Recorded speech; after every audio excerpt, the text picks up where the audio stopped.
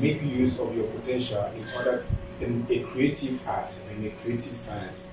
So, and programming will be a very good field for you to practice thinking, deep thinking. So yeah, so that's the reason why I'm emphasizing on the programming. And now, why is it that we are going to emphasize on web development? First reason is that simplicity. So let me say it that way.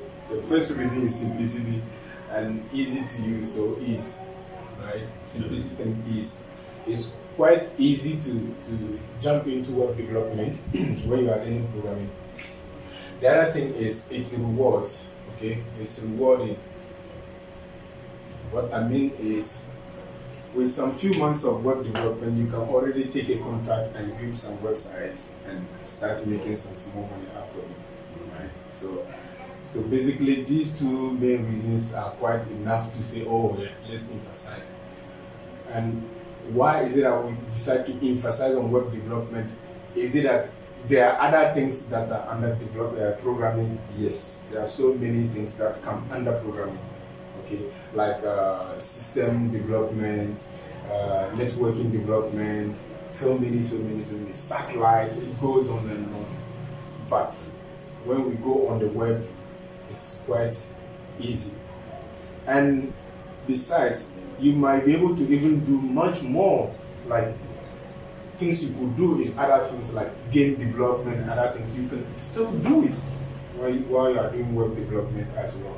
So basically, web development, although it looks easy or simple, but it is also where you can almost do everything else like others do.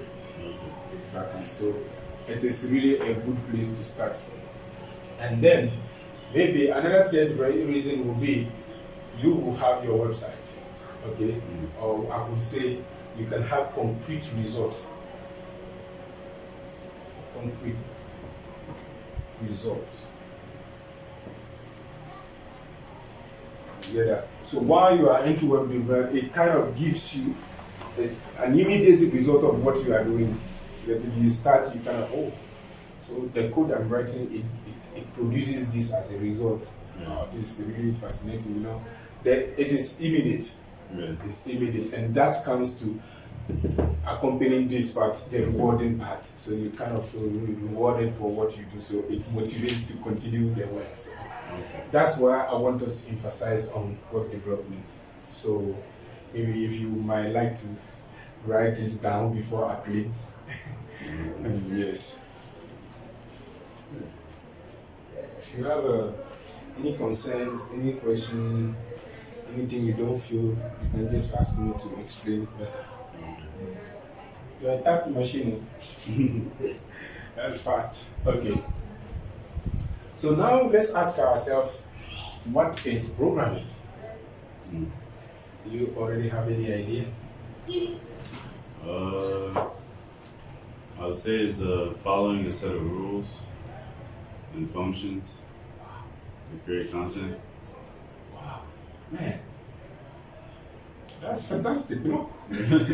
Oof, yes, following a sort of rules and functions, right? Yeah. Produce something. Right. Absolutely right. Because even as human beings, whatever activity we perform, whatever thing we do, or whatever decision we make, it always goes through these steps, right, following certain basic rules. There might be beneath, right? Yeah. I don't know if the word makes sense. Like the steps might be like not visible, right, or not really big enough for us to notice that these are steps we took. But after all, we always take these steps. Yeah. So computer programming is all exactly what the same thing. This time around, instead of it to be done by our nerves with the electrical signals in our nerves, it is now done with electronic circuits, but with the same electricity. So programming is a practice of producing a step-by-step instruction for a computer. Okay. Yes. So programming is a practice.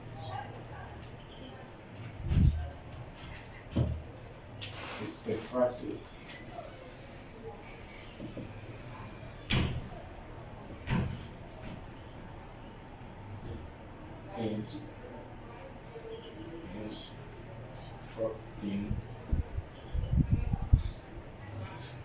computers perform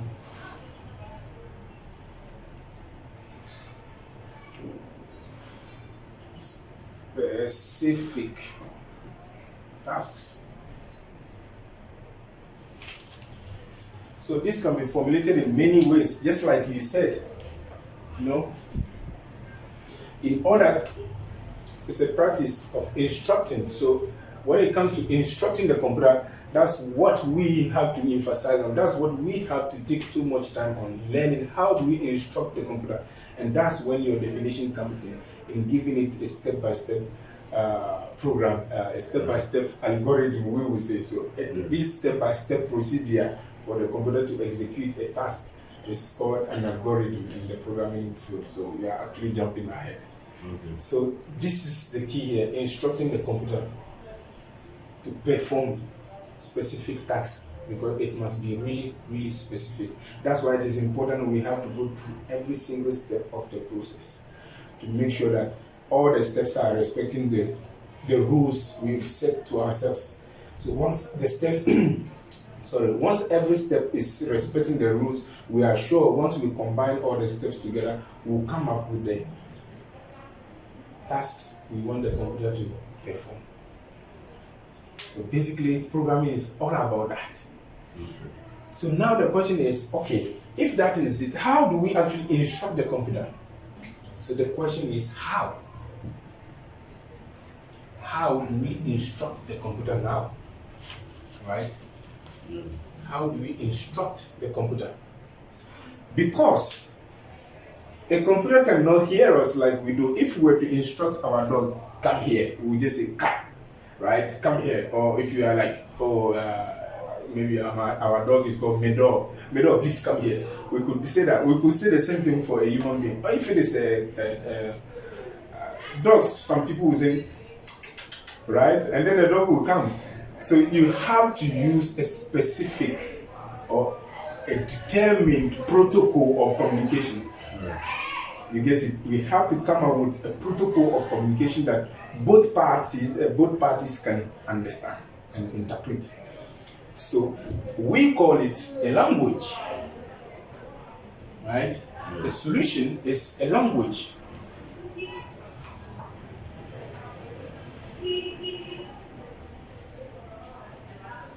A solution is a language.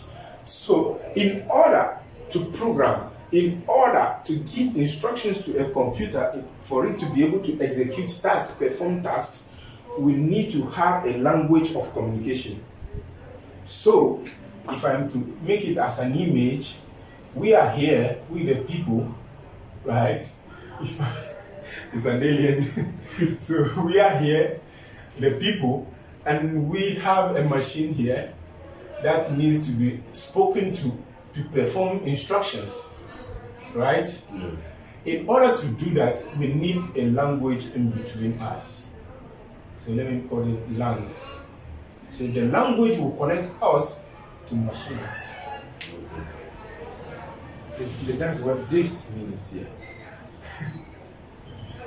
Are we on the same page? If I'm not too boring, in short. The first thing is a bit reducing the energy. Right. So yeah, but we'll survive it, right? Yeah.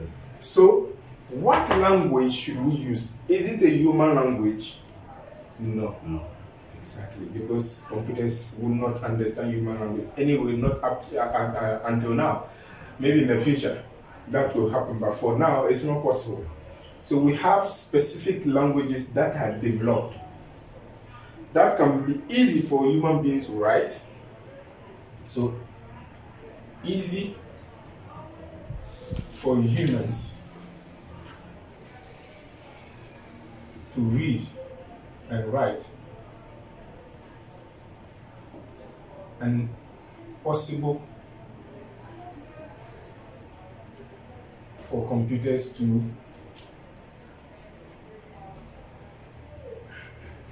interpret it.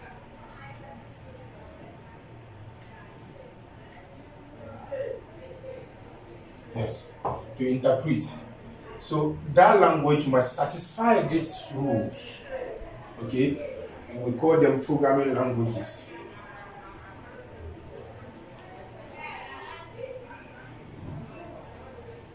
Programming languages. And some examples of programming languages that you see today in the market are the C language, C, just like the ABC, C language, right? JavaScript,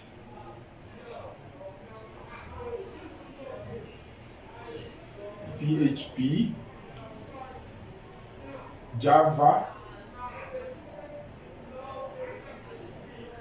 and the list goes on. So many of them, thousands of them in the world.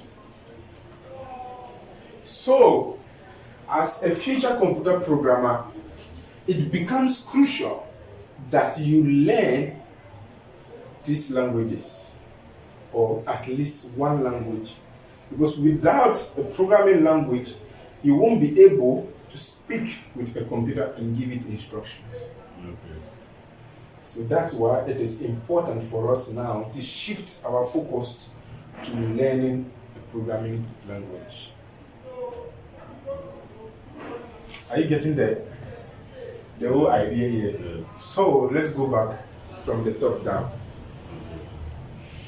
We are going to take a lot of our lifetime to study computer programming.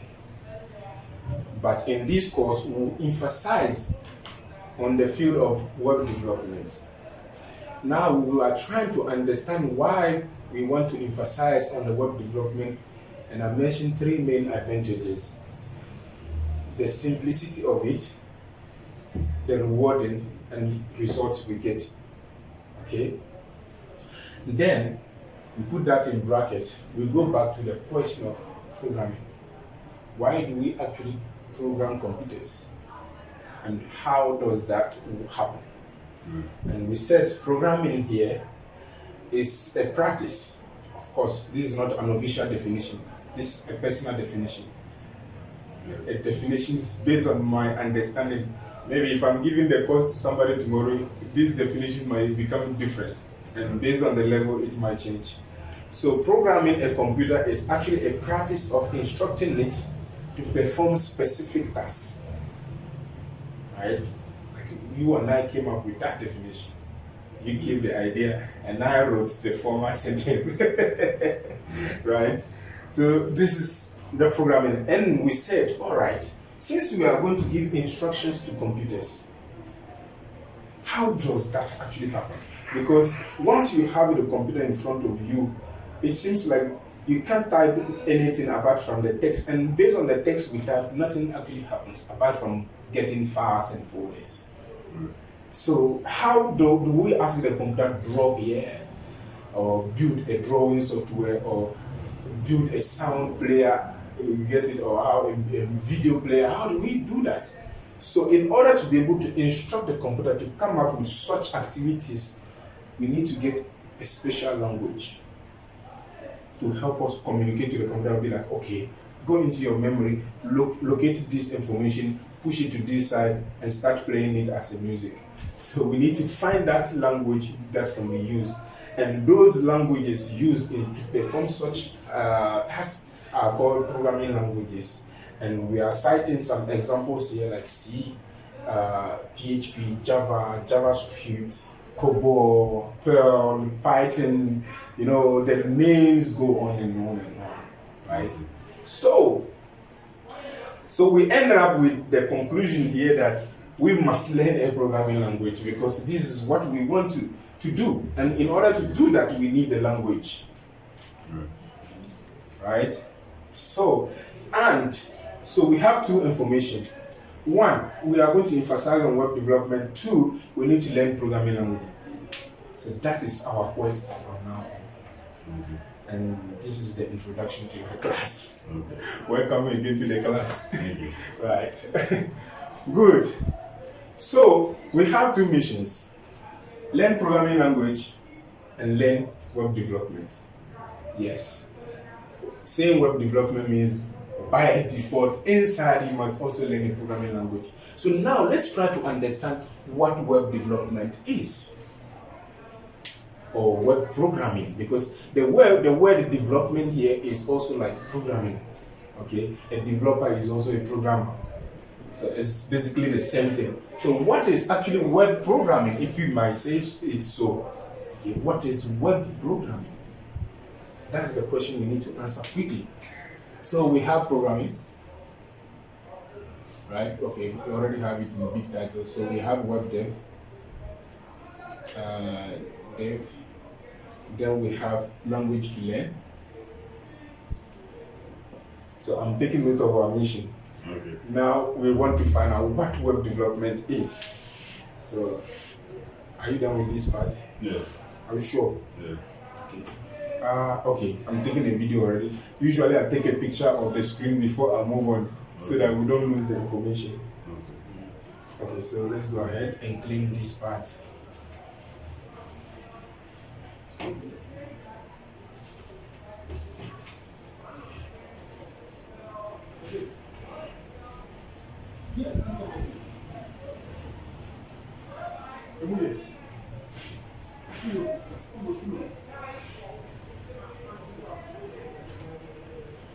Okay, let me also take this out. Okay, let me keep it for now. So, web development, what is it? In the term web development, we have two main components: the development and then the web. Right? Development, we already defined that, which is programming. Okay, we already defined development, which is programming. But web, which is the thing. Web, it is a context. Web here is a context. So which means we are actually talking about programming in a specific context. Okay. Right? Like it could have been network programming, network development, right? It could have been satellite development. It could have been I don't know what else. Could we say database development, something else. So it is a context, actually, it is a field, it is a domain. So the domain of web here, what are we talking about? I'm sure you already heard web somewhere. Yeah. Websites. Yeah. I'm going on the web, right? So the web actually here is a specific, or it's a particular network, the biggest computer network in the world, that connects countries, continents.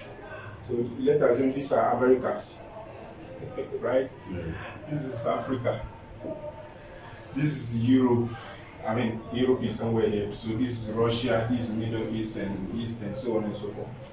So imagine computers here, all being connected in various ways and exchanging information. This whole network becomes like a web. It has this image of the spider net, the spider web. So that's why that network is called the web. This is not the definition I want to give you. I just want to sweep a bit inside your head to give you an idea of what we are talking about here. Okay. So let's go back again and now try to understand that web. Right? We'll conclude with this, but before, let's go ahead step by step. Now you have a computer, an Apple computer, a nice one, right? Yeah. And I have another computer here as well. Another nice computer, which is a Lenovo. And we are all sitting at the same place. Let us assume we all live in the same room. Then from time to time, you have a nice movie and you would like to share the movie with me. And you decide like, oh, Ahmed, bring a pen drive. And then I bring a pen drive, you copy the movie to my PC. So let's assume this is you, Y, right? And this is me, A, right? So Y will copy the movie to A through a pen drive. So let's assume the pen drive is something like this, a stick like that. Okay, so you copy to the pen drive, I copy. And vice versa. From time to time too, I might have a movie or a file you ask me to type for you. I finish typing, then you ask me to copy it, and then I give it to you, and so on and so forth. One day you find this nice series called The Game of Thrones, right? You find this nice series that has been going on for the past 3 years or 5 years. The files are so huge that it weighs about 500 gigs. 500 gigabytes. Don't worry about this measurement. We'll probably fall on these numbers very soon. Understand what it actually means. So this movie is 500 gigs, and our pen drive was 16 gigabytes. Oh man, you can imagine the hustle here. Yeah. So we will be saying, if we are really thriving people, will be like, no, no matter what, I must get a movie. Copy 16 gigs first, then you copy another 16 gigs. Then you copy another 16 gigs until you finish the 500 gigs. So that is going to be 500 divided by 16. That's the number of times you have to do the copy for me. that's quite really. I must be determined to watch this movie to give you that work. Right. That's a lot. So we'll be like, no, as smart people, we can't do that. Isn't there any way to connect these two guys straight? So that whatever is here, this guy can see it, and vice versa. Yes, there is a way. And when you look at your computer, as beside your computer, there are some ports inside called the network ports that can be used. I should have brought a network cable. I think you have seen it maybe sometime. Yeah. Have you ever seen the networking cables? I think so. So in old computers, you will see the port like this. Yeah. But nowadays, on your computer and mine, you won't see that. You will only see the USB port. But at some point, there's another cable that is used to convert those USB ports into this. Okay. So you connect it to the USB port, then the network cable can go into it. Okay. We don't have that cable here. So if you take your machine, for example, to an internet cafe where they don't have Wi-Fi, you cannot, right, unless you get the converter. Okay. But this is the network cable that is used to connect devices to establish this type of connections. And such types of connections are called networking. We network the computers. So we network the two computers. Can you see the writing? Yeah. NETWORK. If my writing is messing up somewhere, let me know. Ask whatever is going on, okay? Mm-hmm. So this is called networking. So this is connecting two computers, right? Yeah. It is the simplest network connection possible. It is the simplest, the smallest. So let's assume this is like a block of a building, right? Yeah. This kind of network is like a block of a building. From blocks, meaning that we can have a wall, and from a wall we can have a house. So this is how it goes. So if you are able to establish this connection, then we won't need to do our routines of copy and paste, copy and paste, copy and paste. Now our two computers can be able to send back and forth their various contents. Right. So you and I, vice versa, can decide to share our movie. I can decide to watch the movie straight on your PC instead of me to copy the movie entirely here again and waste my space. So I'll be watching as far as your computer is on and this connection, this network is established. I can be able to access your content and vice versa. Of course, with rules. Rules are determined. Now, what if we had a third person who also comes in with his own machine, probably this time around with a desktop computer, right? Yeah. So he too, he has his keyboard here and his mouse. So let's say this is the central unit. And then the mouse and the keyboard are all going there. So he too decided, oh yeah, guys, I also want to join. I want also, let's say the brother here decided like, okay, he too wants to be watching the movies. So what do? We need to also connect him. So we get a network cable and will also connect it to him. So in the end, we create a hub here. Hub. How would you read it in American? Hub. Good. Hub. So we have a hub here, or a junction, or an intersection, right? An intersection here, through which the computers will be able to share the information, know who is supposed to receive this information or not. Right?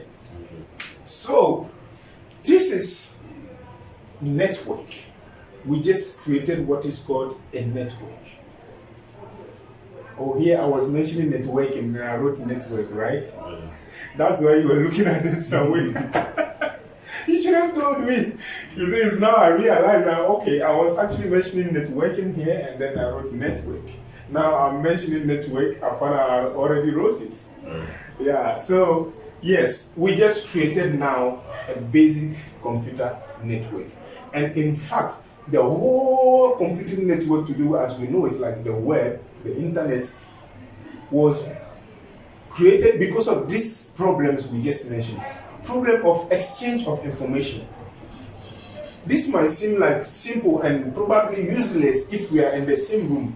Right. But now imagine, we just set up a company, we are located here, and then from here we got another branch somewhere in Accra, right? And then we get another branch somewhere maybe in Medina, and so on and so forth. And we would like to establish a huge network that connects these offices so that we don't have to send our information through some other people's network. Right. You see, it can become a very serious concern. So this is what people went through in the 50s or 40s to 50s, and they have to think of something to solve this problem, and that's how computer networking started expanding into the large-scale networking, like establishing a network in this NIC, for example, to connect certain doctors, certain scientists, and so that they can be exchanging the information right from their rooms, and that creates what we call a local area network. So a local area network is a small network of some hundreds of computers like this, right? That is it might be in one office space, or it might go through some few houses and so. So that's a local area network, right? Then from there, other people in other metro areas decided like, we too, let's also get, because scientists and medical doctors are spread all over the country. So wherever they are, they need to exchange information. So networks need to expand more and more. And then from local area networks, we move to metropolitan area networks. You get that? So from local area networks, we move to metropolitan area networks.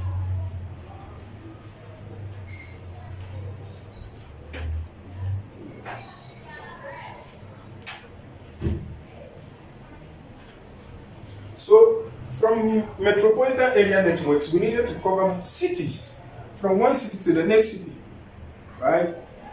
So how do we do that? It has to move on, and then we end up having wide area networks, really wide area networks. Now, the wide area networks, extremely wide, could cross one city to another, from one country to another country. So in the 1970s, I think 1976, the first network connection left the United States to England, crossing the Atlantic Ocean. So a huge wire has to be put down under the sea to cross the sea from America to England. And it was called a submarine cable. A submarine cable. Submarine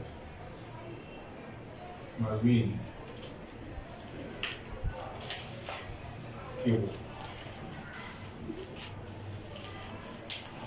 So the submarine cable created what we call an international network,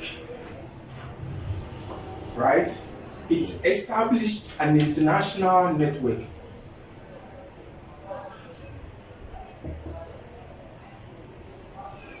International network. Now you understand what a network is, right? Yeah. So, a basic network being this. Now, when the network leaves the stage of the one wide area network and goes international, becomes international network. And over time, that name started shortening into this: inter-network, internet.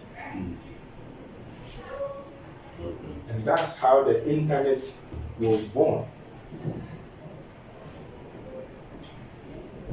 I see. You see? Good. All right. So the internet being born as a giant network connecting continents. So from there, it started moving throughout Europe, France, Belgium, right? Yeah. And so on and so forth. So it started spreading until the 90s. It even reached Africa. I think in the 90s, yes. Or even maybe earlier than that. So all over the world, that network started spreading. And the beauty is that you can see in this basic network, for example, Yusuf is independent, Ahmed is independent, this guy here too is independent. But the only thing that makes the network stand is the acceptance of the protocols of the network. Once we all agree on the protocols, it grows. So somebody else could come again as far as agrees with the protocols, and it will continue to grow like that. So that's how this internet started growing. As far as you respect the protocol, you can also connect and you expand it. And nobody can shut it down and say, we stop it today. Because there's no basic boss of any. Everybody is a boss. I can shut myself down, but I can't shut you two down. Right. And vice versa. Right. So that's how powerful the internet has become. Now, internet being created as now a context, an environment, what we can call tropic environment, right? Fertile environment, where ideas can grow. We started by sharing movies and so on, right? Yeah. What if we decide now to share research papers, right? You research on flies, I research on bees. Let's see if these two researches can have something that could be correlated and come up with some, maybe something, no? How do we do that? Of course, while the network is being established, there were already functions to copy files, right? But we needed to be able, imagine a research paper with 500 pages, another research paper with maybe 200 and so on, and you combine it, can become really cumbersome to order to organize and go through. So a service was created on the internet, and that service was specialized in connecting documents, making document research on these computers easy. So what it means is Ahmed standing here decide to research documents on related to the bees.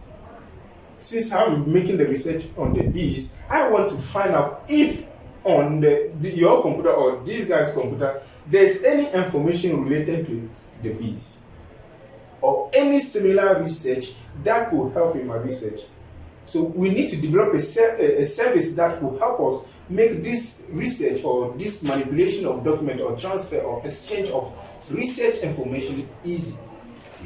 And that service was called the web.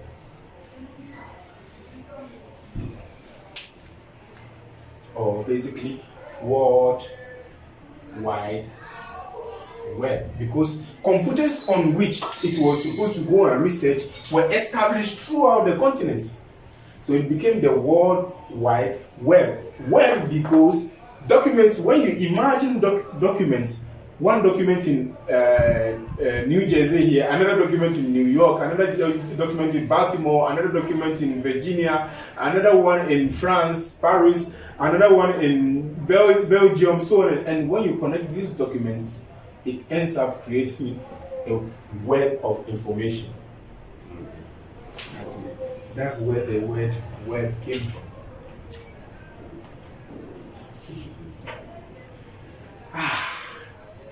I hope this is sinking. I hope it is sinking.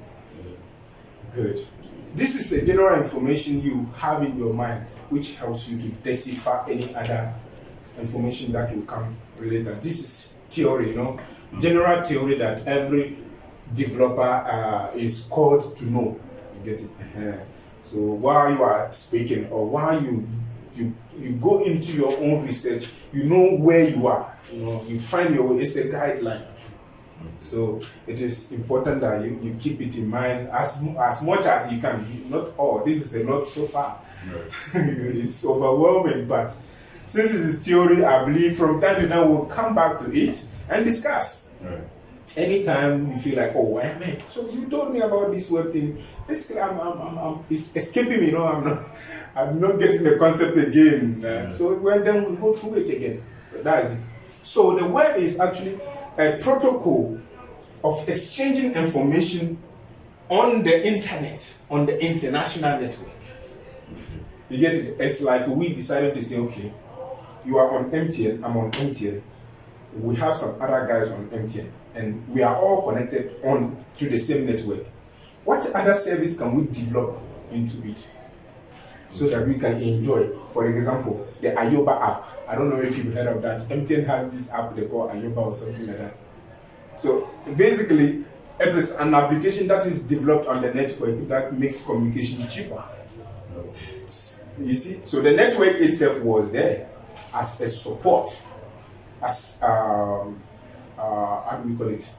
A medium, right? As a medium, but on the medium now we develop a service which helps us to exchange information, and that's how the web is, right?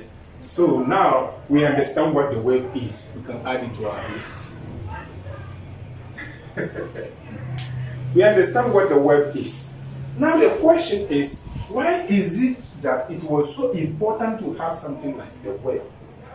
What is the particularity of having the web? Yes, we will not dig too much. So can I clean here? Yeah. My body is running away from me.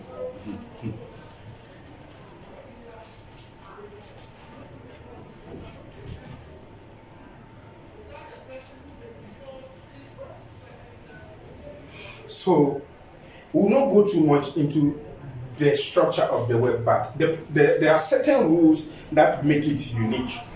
Why was it important to have something like the web? The first reason is this. If the web required that every single information on the web should have a unique location address, a unique location information. So unique, is that how you write unique in English? Unique URL. The URL stands for Universal Resource Locator. So let me define it here. Universal Resource Locator, or Locator if you are in Nigeria. Right? So this word universal here, we can see that it relates to the international network. Get that? So it means wherever the resource is located in this giant network, we should have a one way, only that way, to fetch that information. That's why you can never type yahoo.com and see Google's pages. No way. If that happens, there is something really, really dangerous going on. You can even send it to Yahoo and Google and tell them they should send you money. You just found a problem in their systems. So you see, every single page you open when you are browsing websites are unique in their URLs. If I give you one URL, wherever you are in the world, that same URL remains the same thing. So that's the first rule of the web. The second rule was that resources should be linked. Linking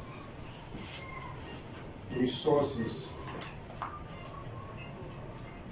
So right, so one of these rules, and again, is to link resources.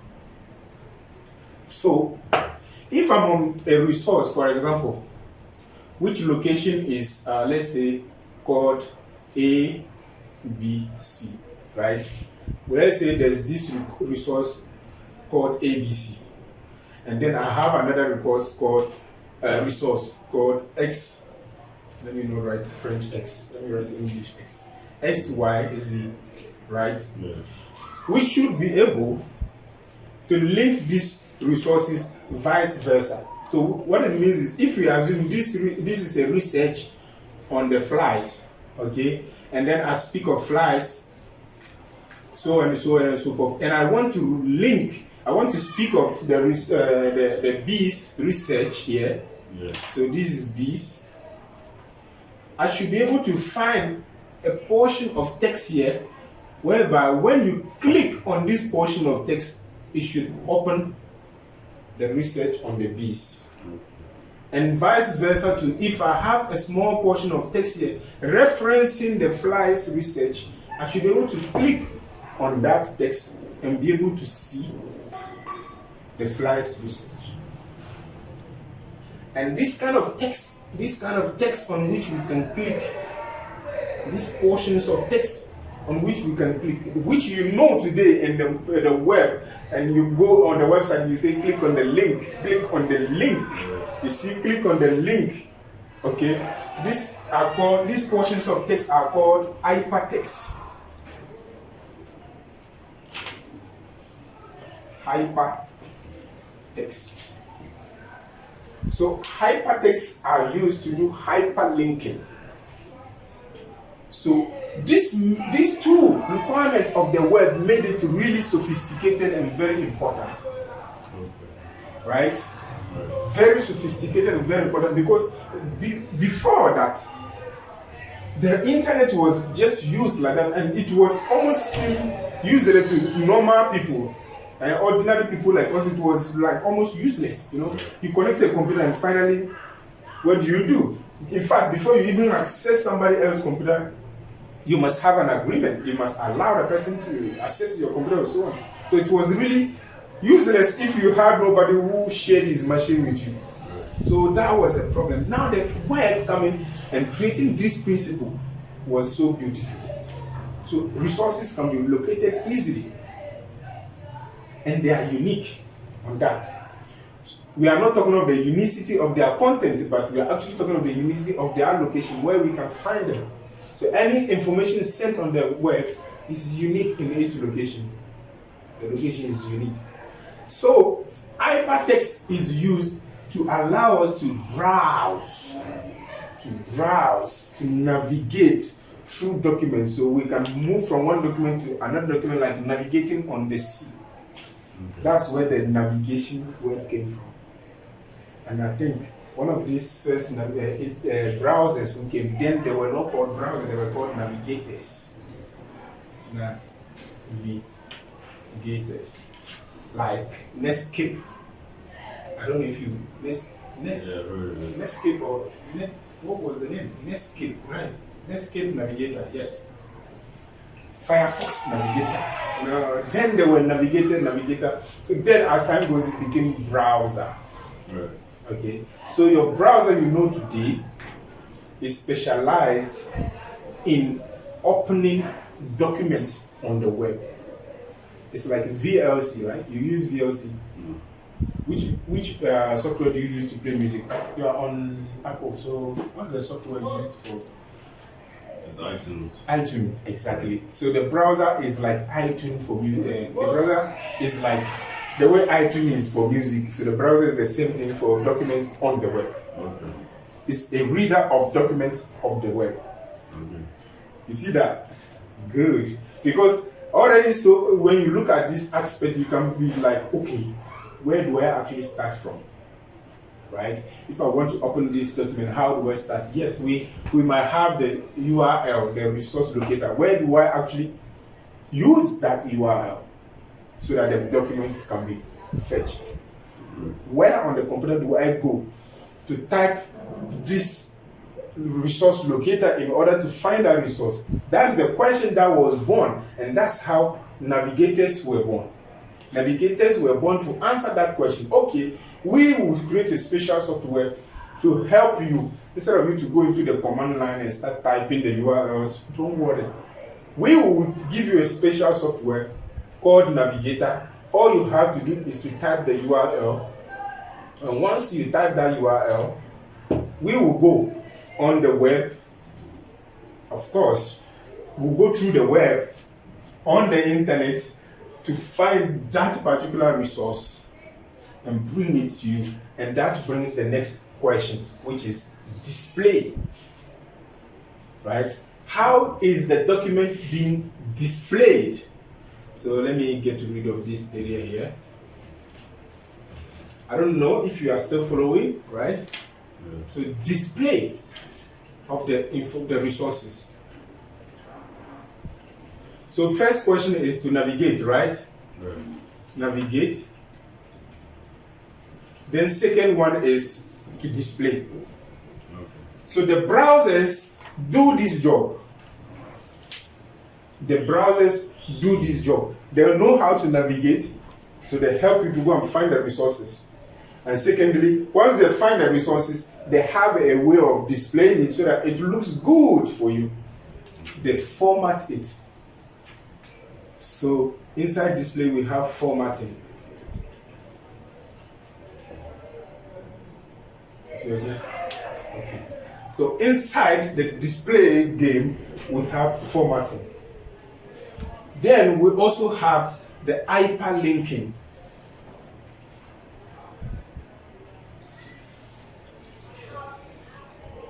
Which means the browser knows how to detect these portions of text that will link to other documents. So it will mark these portions with colors to show to you, okay, this is a link, this is a link. So when you click on this one, the browser knows it's like you type another URL again, and the browser will go and look for that file and display it again. You get that and format it for you, and so on and so forth. And that's how you stay on your browser, like the window of the web. The browser is like the window of the web. It's through the browser you get to see what is actually going on that web. This huge, gigantic network of documents. How do you actually sort through? How do you navigate through? You do that using a browser or a navigator. We are here, right? Yeah. So we go down to browser. We go down to browser now. So let's go back to it. We'll close the bracket. So now we went down to the browser. That helps us to navigate the web, right? Yeah. And then display the documents for us, and then format it and so on and so forth. So under the browser, we have,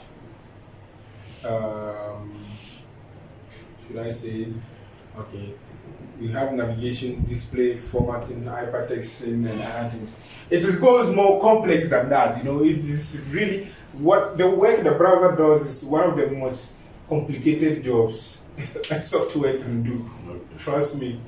And trust me, you can also create your own browser because we have thousands of them in the world. Right. But mainly, people know Firefox. Yeah.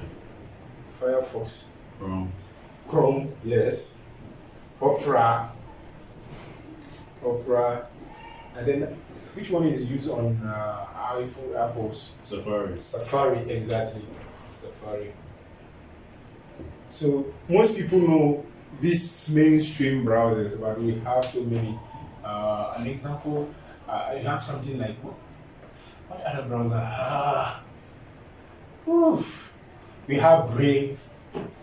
Yeah, we have Opera. Okay, I mentioned Opera here. I have this. I used to have this browser there, this crazy browser. But the browser has become popular today. I see many people using it. Okay. See, so we have many of them. So everybody can stand up and create his own browser. You can now decide, I won't browse with Google Chrome anymore. I won't browse with Safari anymore. I will build my own browser and do it. Yeah. It's complex, yes, but it is something you choose to do. And usually we choose to do such things to prove that it is possible. Right. So I wouldn't say, no, there are already better browsers all in this world. No, they weren't always better. In fact, the proof is they always send us updates every day. If they were perfect, they wouldn't send any update, right? And the web grows, things grow. And this concept, as we know today, as these browsers might change one day. So I won't admit that, okay, by creating another browser today, you are reinventing the wheel. I don't care. If you want to reinvent the wheel, get it. If you have the time to reinvent the wheel, at least you yourself, you know how to invent a wheel. Right. It's enough. Good. So, now, the question is, how does the browser now manages to understand how to display the documents? What I'm trying to say here is this. So let me get rid of this later.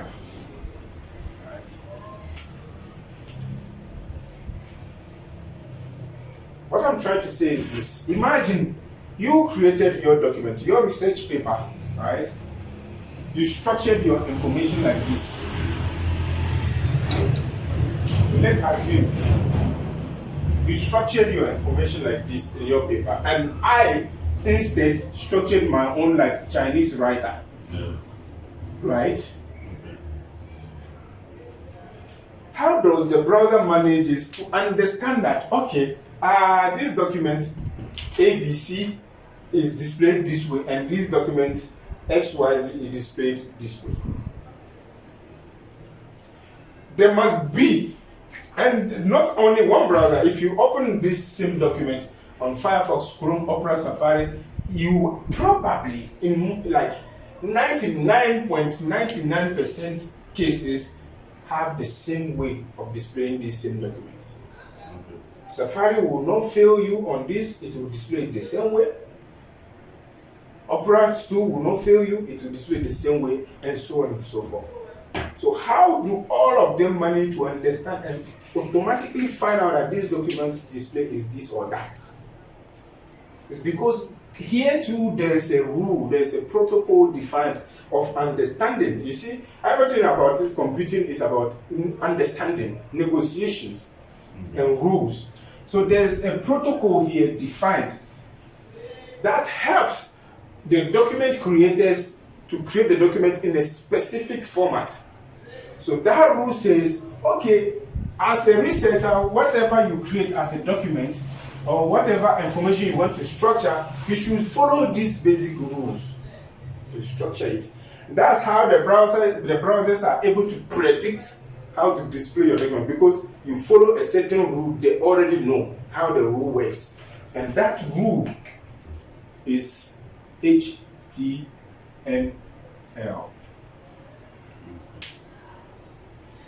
Hypertext, markup, hypertext, HT, markup language.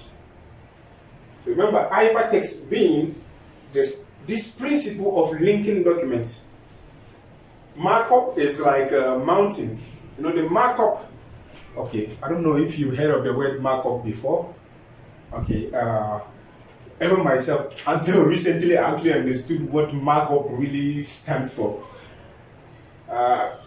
based on what I read, before in the printing era, in the printing era,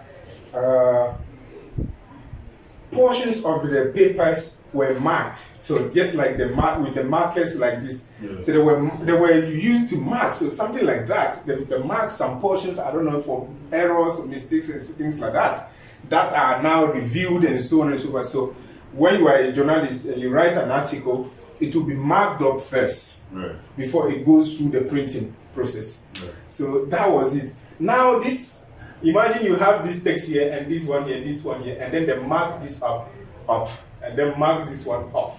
So it becomes the marked up text. Okay. This time around, we are having hypertext, not only text, because our text must be clickable.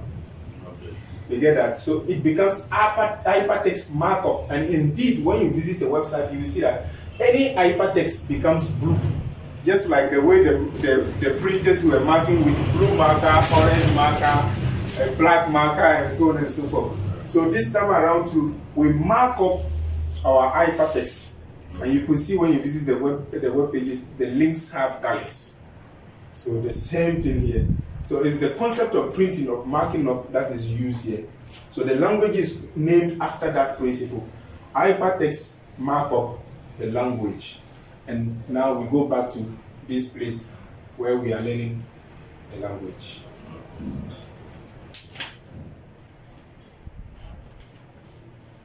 So the hypertext markup language is one of the programming languages. Remember, we mentioned many programming languages earlier. So it's one of the programming languages that is used to structure documents that are specifically used on the web and that are interpreted, that are read, that can be viewed through browsers. Okay. So you see that we use the hypertext markup language, which has its rules, how to write it.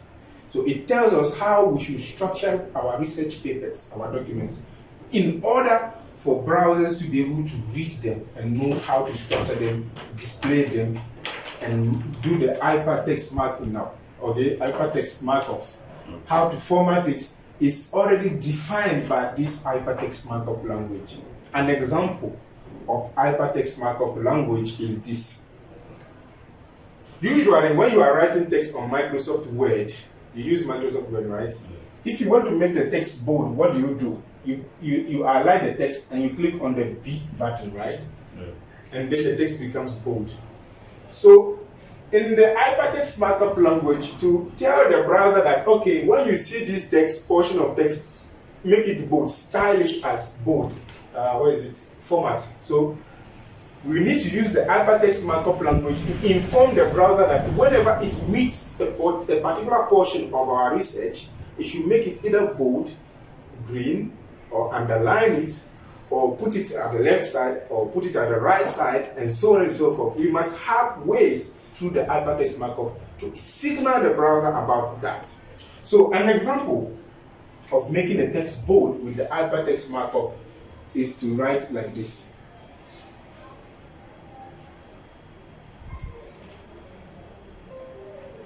Let me write here, Yusuf.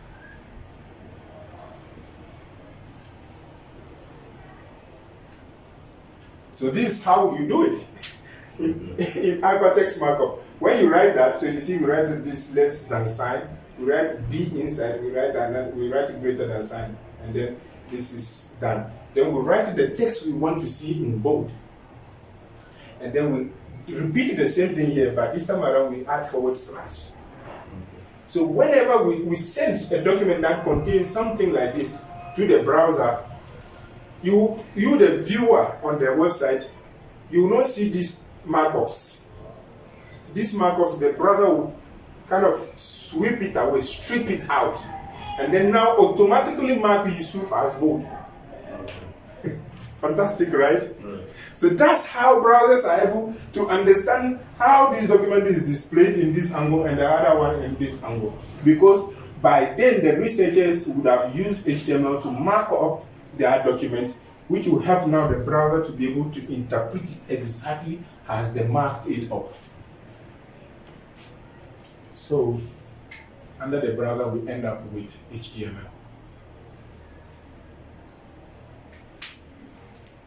So, as a web developer, it means you are first of all programming, but programming information related to the web on the internet. So our job as web developers is to write software using all this information about the web, the browsers, HTML, and much more that will come in front. You are sweating. Are you sure you're okay? Okay. I don't know if you are still capturing a bit. I will not bother you today with questions. Okay. Yeah, you will take the video home. And you didn't bring your computer. Oh, I did. You did? Yeah. Okay, don't worry. Once we are done, we'll make a copy to your machine. Yes. Then you can be able to watch it again over there. Okay. That way, tomorrow, I can ask questions. For today, I want you to just consume. Okay. Right? So, as web developers, since our software is mainly going to be run by the browser or whatever we are creating, these documents and so on, because we will take a lot of time in structuring these documents. And in fact, the modern name for these documents, the modern way of calling these documents is a website. Okay. Website. So you can see the word web inside. A site is a location. And you remember this URL thing relates to location. So a site on the web, a location on the web.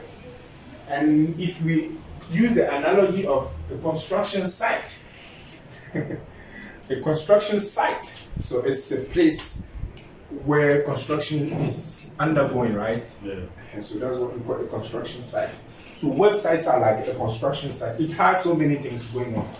So not only you have these documents that you can read, sometimes we have images, sometimes we have videos, sometimes we have animated things, sometimes we have statistics data, sometimes we have a combination of so many of them together. So it can become really complicated to create these documents, to set up a website. So a website now is just a set of web documents that are displayed by a browser. That's basically a website. So to create a website, you must sit down to create all these web documents one by one, structure each one of them one by one, to define how each one will look, and now set up the hyperlink between them, so that once people visit the first document, they can be able to browse to the next document of your set, of your website. Because it comes with a complex set of pages, resources. You get that? Yeah. So it is a resource. A web page is a resource. An image is a resource. A video is a resource. So all these resources that make up your project of website come together to one place. And then when people try to target any of your document through a browser, they can also be able to navigate from one to another easily. That's why when you reach your Gmail, you can click your email, a new email. That new email is a document somewhere that you are up, the browser is helping you open, and so on and so forth. For them to create Google or the Gmail itself, they have to sit down and create these pages one by one. So you can imagine the size of Google. You can imagine the hard work behind. Already one line here, I can see how you are making your face. You can imagine. This is just the first line. You see the most useless HTML code, but it can be more complicated. It can become really, really cumbersome. So to show you an example, so that it will not be like we only spoke, we didn't see anything. You already click something out. Oh no, I just minimized them. Monkey finger, abi? It's minimized. Yes. So here are some examples of websites. So all these blue things are hyperlinks on which we can click to view different documents. So when we take this my website for example, so this for example is an hyperlink. You see when I click it opened a different page, and you can see when you look at their location, their URL here, you can see this page URL is the main site itself. So this is the page that shows when you type the main site name is actually called the home page of the website. So any other pages are sub pages, subsequent pages, or internal pages. This is an advert. So you see, when I click on a new page, you can see the location changed. So that page is unique in this location. That's the URL of the page. If you copy this URL, you take it to any other device, any location in the world, you still see this same page. You get that? Now, to show you and to give you an idea of what HTML looks like, if you want to see the HTML code behind the website, you do right click anywhere. You find some white space like this, you do right click like that, and you see it will show view page source. And then you click on that. So you can see now some HTML going on here. You already have an idea of what like HTML looks like now. Look at it. So that's just for that page, right? So this is not to scare you. This is to give you an idea of how serious we must take this if you want to be able to achieve something. You get that? And if you are not able to do something wonderful right now, it doesn't mean you are bad. No. Honestly, now, like Nigerians will say, if you are not able to succeed in Nigeria, God will not blame you. In fact, if you want to give up. You know, the thing is this: if you are not able to create something wonderful yet, if you are starting to learn programming or web development, don't give up at all, because don't think you will never be able to do something good. It takes time, and it takes a lot of practice. So some 1 week, 2 weeks, 1 month, or even a year, don't even despair. You have not done anything yet. I have been doing it for 19 years now, and I'm still learning every single day. I see new things. I even wonder. I was just telling you right now that I just discovered about the markups just last month or so. After 19 years. So you can imagine, do not even get discouraged at all. Just keep it up. The little you can do at every stage, make it a price for it. You get it? If you can create a basic web page and you get a client for it, make the price for that basic page. The day you grow and improve in your level, make the price for that level. The day you switch to the next level, make the price for that level, and that's how you grow. Don't say, I have to grow, become big, and then now start taking big price. No. You start small prices. As your level goes, you follow your price. Your prices will follow your level, and that's how it goes. And that's how you get to empower yourself to continue learning step by step. That way, you can't sit at one time and say, I learn one time. Once I'm done, I can now go into the professional world. No. You do both at the same time. So today, through this course, if you are able to create basic small web pages, create one for yourself, so that when you meet people, I can set up some small web page like this for you. Bring some 2,000, 3,000 Ghana for me. I will do it for you. And you do. And you move on. That money, you use it now to buy better resources, information, better books, or to pay a better teacher to teach you better things again. And then you acquire some more knowledge. You use that again to go and see another client. I can set up something more professional for you. You see, this was a small school example I was doing. Now I can do something better for you. 5,000, 6,000. You get that? And then you get that money, you pay better resources again. By the time you realize, you are now the one people come to look for information to teach them. Now you realize, okay, I think I'm getting somewhere. Yes. So this is what I want. Don't be discouraged about, don't be intimidated by this huge thing you see there. In fact, most of it you see that I didn't type it one by one. And we have tools that can help you type it. all we want you to know here is their principles, how they are basically structured, how to align them to get to get given results, expected results. So these are the rules we want you to have in mind, not necessarily to cram them in the head that I must know the B tag, I must know this, no. That is it. So relax on that. Relax on that. So we'll take some few days to go through HTML. Okay. Of course, you can see that whatever we write that relates to HTML, we will use the browser to see the result. So that procedure, tomorrow we'll go through it.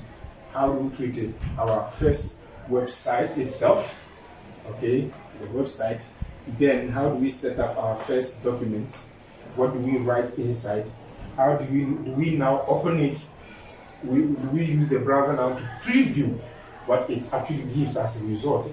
And then from there we'll start now retouching, digging deeper. Okay, how can we underline a text? How can we strike a text? How can we make it bold like this? How can we make it green? So we start going through these steps. Once we know these basics, we can now start asking ourselves questions. How can we make complex web pages like Landscourse or Google? You get that? Yeah. Good. And these rules is easy, HTML. And in fact, I would also underline that many people don't even call HTML as a programming language. It's called just a markup language, right?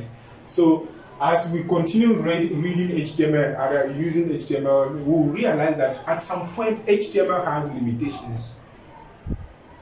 Not limitations in terms of its specification. What I mean is that it's not like HTML cannot do what it was supposed to do. It does what it's supposed to do very well. Right. Okay? But at some point, human beings' desires go beyond what HTML was defined for. Right. Therefore, we need something additional. Right? Like styling the documents in the perfect way. Like the way you see Landscourse pages now, you cannot use only HTML to achieve that. It's not possible. So we need something additional to do it. And that's where we speak of CSS. It stands for Cascading Style Sheet. So you can see it's a styling thing. Yeah. It is purposely used for styling. So if you are an artist, you love beauty, this is where you will really find yourself very well. So once we are done with that, we can see that, even HTML combined with CSS, there are some other limitations, like it doesn't achieve what we dream of. So we still need to add other things. So that's when we bring things like JavaScript, PHP, Python. You get that? So we start combining these languages one by one, until we have a whole army of languages that can now be used to tackle a project. Yeah. So projects like Landscourse is a set of HTML, CSS, JavaScript, and PHP. So 4 things combined there. You can see we have a long road. So the most important thing, since HTML is the foundation for all of them, imagine HTML like you using blocks and building a house without adding the cement on top to smoothen it. So now you use CSS to smoothen the top and paint it. Get that? Now you want to add mechanism like sliding doors, automated lighting and other things. Things that can automatically manipulate itself and behave. Then you go for JavaScript. You get that? Then you have to have fridges to store food and other things. Then you go for database management systems that will store things for you. So like my SQL. And you want to be able to have services like a restaurant thing or maids in the house that can usually go and pick things for you, coming back, and then that's where you go for languages like PHP, Python, Ruby, and so on and so forth. So it's a whole set. And it all comes together somewhere as we continue to learn them things. So we'll take some time to go through HTML. To play with HTML is the foundation. It must be strong. Once we have a good understanding of HTML, CSS becomes a play. Yes, CSS, it will become a fun job. Really, it becomes fun. CSS, the learning is so easy. You can learn CSS in one afternoon. Not everything though, but like the principles that can make you do almost everything you want in just one afternoon. But as time goes, you start developing the passion for beauty, and you start to realize, whoo, CSS has more to offer to. So CSS has more to offer to, and then you continue, and we can never know all, but we can know enough to build something good enough. So that being said, I think we'll close today's class here, unless you have any questions. So.